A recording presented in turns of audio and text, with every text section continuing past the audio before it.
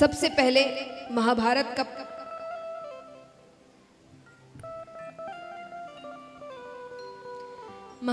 का प्रसंग आता है। ये प्रसंग 7वें दिन विस्तार में आएगा, तो मैं अभी आपको संक्षेप में सुनाती हूँ।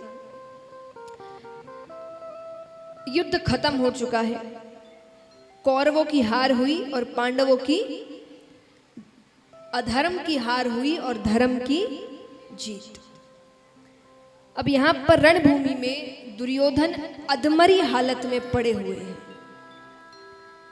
हालत ऐसी है कि मृत्यु आ जानी चाहिए पर आ नहीं रही।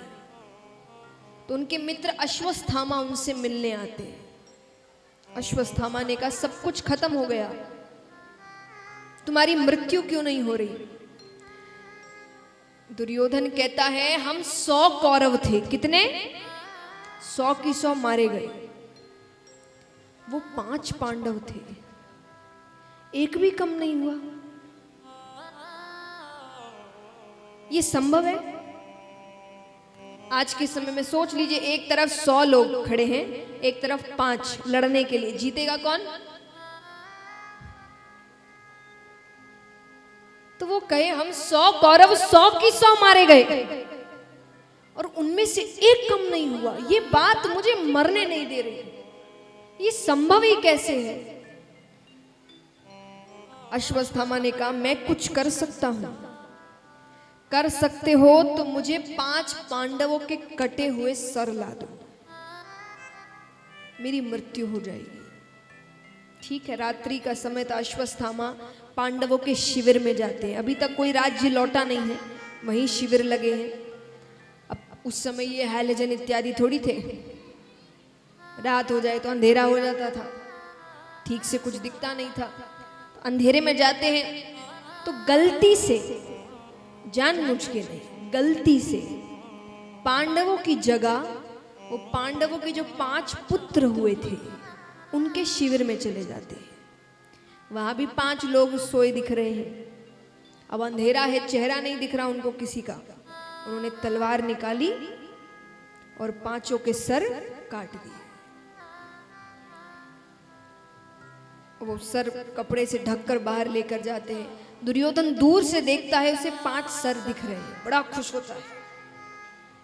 जैसे ही वो कपड़ा हटता है दुर्योधन रोने लग जाता है। ये क्या कर दिया? अरे इनको क्यों मार दिया? इन्होंने क्या गलत किया था? दुर्योधन कहे यही तो थे जो हमारे जाने के बाद हमारा श्राद्ध इत्यादि करने वाले थे। अब तो हम कौरवों की कोई गति ही नहीं है, इनको क्यों मार दिया? रोते रोते उसकी मृत्यु हो जाती है। विचार करिए,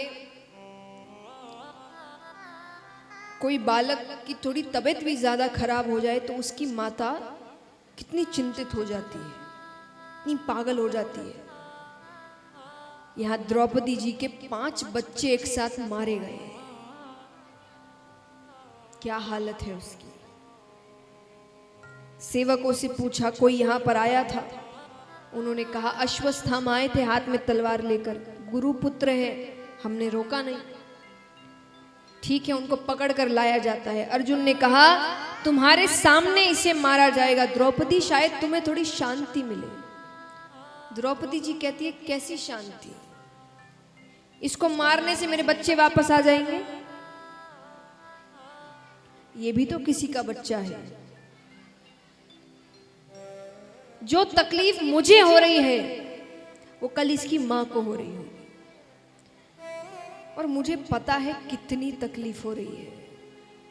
ये जानते हुए मैं वो तकलीफ किसी और को दूं? छोड़ दो।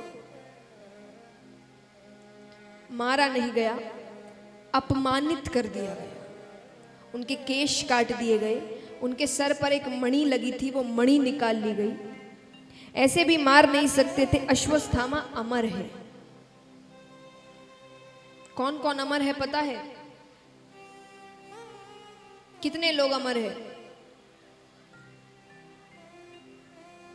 7। कौन कौन? अश्वस्थामा बलिर्व्यासो हनुमान च विभीषण कृपा परशुरामश्च सप्तऋषि चिरंजीवी। कौन कौन हुए? अश्वस्थामा, बलिर्व्यासो, राजा बलि और वेदव्यास जी।